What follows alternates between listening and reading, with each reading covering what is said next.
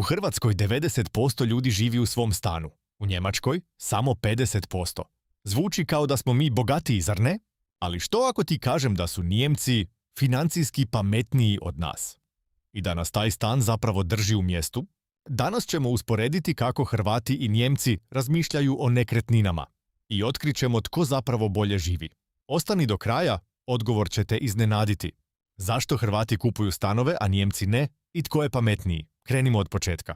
Ako si odrastao u Hrvatskoj, znaš pravilo. Prvo završi školu, onda nađi posao, onda kupi stan. To ti svi kažu. Mama ti kaže, sine, dok nemaš svoj krov nad glavom, nisi se snašao. Tata doda, mi smo sagradili kuću kad smo imali 30 godina. U Hrvatskoj vlastiti stan nije samo nekretnina, to je status. To je dokaz da si uspio u životu. To je sigurnost. A u Njemačkoj, tamo ti nitko neće reći da si gubitnik zato što živiš u najmu. Dapače, većina Nijemaca to radi cijeli život. Hajdemo prvo razumjeti zašto Hrvati toliko žele kupiti stan. Ima 4 velika razloga. Prvi razlog, nasljeđe socijalizma. U Jugoslaviji su ljudi dobivali stanove od države. I kad je država pala, te stanove su mogli otkupiti za gotovo ništa. Tako je cijela generacija postala vlasnik nekretnina, bez kredita, bez muke. I to je stvorilo mentalitet. Stan moraš imati, po svaku cijenu. Drugi razlog, strah od najma. U Hrvatskoj tržište najma je divlji zapad. Stanodavac te može izbaciti kad hoće. Ugovori su slabi, zaštita nikakva. U Njemačkoj zakon štiti najmoprimce. Stanodavac ti ne može dignuti cijenu koliko hoće. Ne može te izbaciti tek tako. Živiš u najmu, ali sigurno. Treći razlog, strah od inflacije. Hrvati su prošli rat, hiperinflaciju, propast banaka. Novac na računu može nestati. Ali stan ostaje. Ta trauma je duboka. Naši roditelji i bake su naučili ne vjeruj sustavu, vjeruj betonu. I to su prenijeli na nas. I četvrti razlog, Hrvati jednostavno ne znaju kamo drugdje s novcem. Burza? Previše strašno. Fondovi? Ne razumijemo ih. Stan je jedina investicija koju poznajemo. Evo ti jedan podatak koji će te šokirati. Prosječan Hrvat mora raditi 15 godina da bi otplatio stan. Prosječan Nijemac samo 8. To znači da Hrvat skoro duplo više svog života potroši na otplatu stana, a zarađuje 3 puta manje od Nijemca. Kako to ima smisla? Dobro, sad razumijemo zašto Hrvati kupuju. Ali zašto Nijemci ne kupuju? Razlozi su fascinantni. Prvo, najam u Njemačkoj je kvalitetan. Stanovi za najam su moderni, održavani i često jeftiniji od rate kredita. Zašto bi kupovao kad živiš odlično? Drugo, zakoni su na strani najmoprimca. U Njemačkoj postoji nešto što se zove Mietpreisbremse, ograničenje rasta cijene najma. Stanodavac ne može podivljati s cijenama. I treće, mobilnost. Nijemci se sele zbog posla. Iz Münchena u Hamburg, iz Berlina u Frankfurt. Kad imaš stan, vezan si za jedno mjesto. A oni žele slobodu. Ali evo ključne razlike. Nijemci novac koji ne troše na stan ulažu u dionice, fondove i ETF-ove. I to im donosi veći povrat nego nekretnina. Sad se zapitaj koliko novca svaki mjesec daješ za kredit. I što bi bilo da si taj novac ulagao 20 godina u fond koji raste 7% godišnje? 500 eura mjesečno, 20 godina, 7% prinosa. To je preko 250.000 eura. Samo od ulaganja. Bez kredita, bez stresa, bez banke. Ali čekaj, priča je još gora nego što misliš. Jer kupnja stana ima skrivene troškove o kojima nitko ne govori. Prvo, kamate. Ako uzmeš kredit na 30 godina, platiš skoro duplo više nego što stan vrijedi. Stan od 100.000 eura na kraju te košta 180.000. Drugo, održavanje. Krov prokišnjava? Tvoj problem. Fasada se raspada? Tvoj novac. Pričuva, popravci, renovacije, sve to plaćaš ti. Treće, porez na promet nekretnina. U Hrvatskoj plaćaš 3%. Na stan od 100.000 eura, to je 3.000 eura samo državi. Odmah na početku. I četvrto, nelikvidnost. Kad trebaš novac hitno, dionice prodaš za 5 minuta. Stan?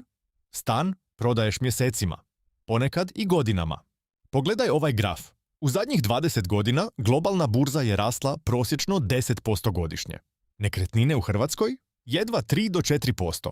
To znači da novac uložen u burzu raste 3 puta brže nego novac zaključan u stanu. A opet, mi stavljamo sve u beton. Hajdemo sad pogledati kako to Nijemci rade. Jer nisu oni ludi, imaju sustav, Nijemci diverzificiraju. Umjesto da stave sav novac u jedan stan, oni rasporede ulaganja. Malo u fondove, malo u dionice, malo na štednju. Nikad sve na jednu kartu. U Njemačkoj svaki treći čovjek ulaže u ETF-ove. To su fondovi koji prate cijelo tržište. Ne trebaš biti stručnjak. Samo uplaćuješ svaki mjesec i puštaš vrijeme da radi. I na kraju, Nijemci imaju slobodu izbora. Mogu se preseliti kad žele. Nisu vezani za jedno mjesto. Život im nije definiran adresom stana. Jesi li se ikad zapitao, radiš li ti za sebe ili za banku? Jer kad imaš kredit na 30 godina tvog života pripada banci. Misliš da si vlasnik stana. Ali zapravo, dok ne otplatiš kredit, banka je vlasnik stana. Ti si samo onaj koji plaća. Ali nemoj me krivo shvatiti. Ne kažem da nikad ne trebaš kupiti stan. Kažem da postoji pametniji način. Lekcija 1. Ne kupuj stan samo zato što svi kažu da moraš. Izračunaj. Usporedi. Pogledaj koliko te kredit zaista košta. Nemoj kupovati iz straha. Lekcija 2. Nauči ulagati. ETF-ovi, fondovi, dionice nisu strašni. Strašno je staviti sav novac u jednu stvar i nadati se da će biti ok. I lekcija 3.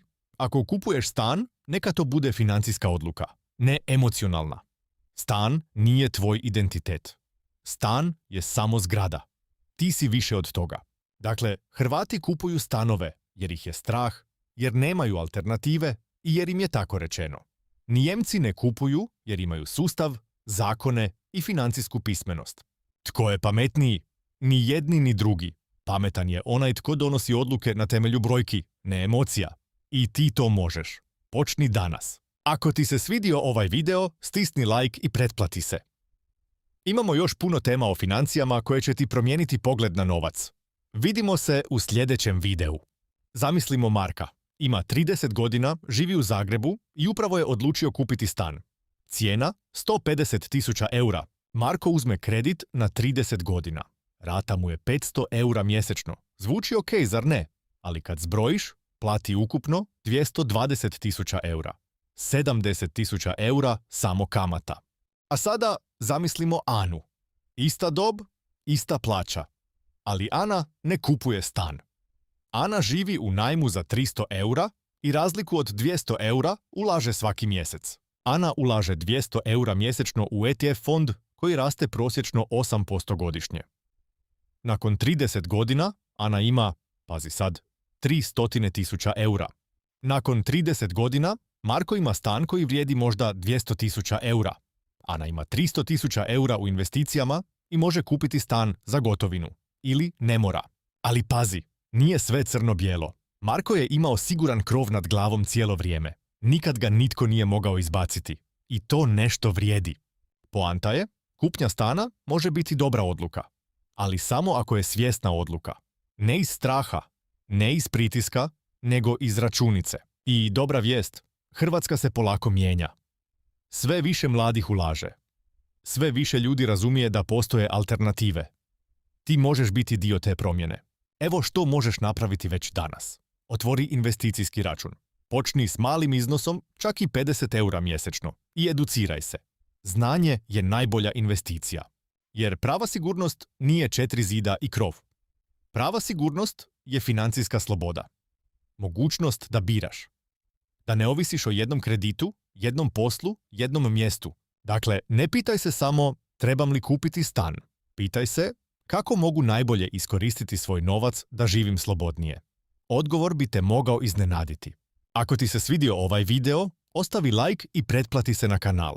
Svaki tjedan donosimo nove teme o financijama koje ti škola nikad nije objasnila. A u sljedećem videu otkrivamo kako početi ulagati s manje od 100 eura. Link je na ekranu. Vidimo se!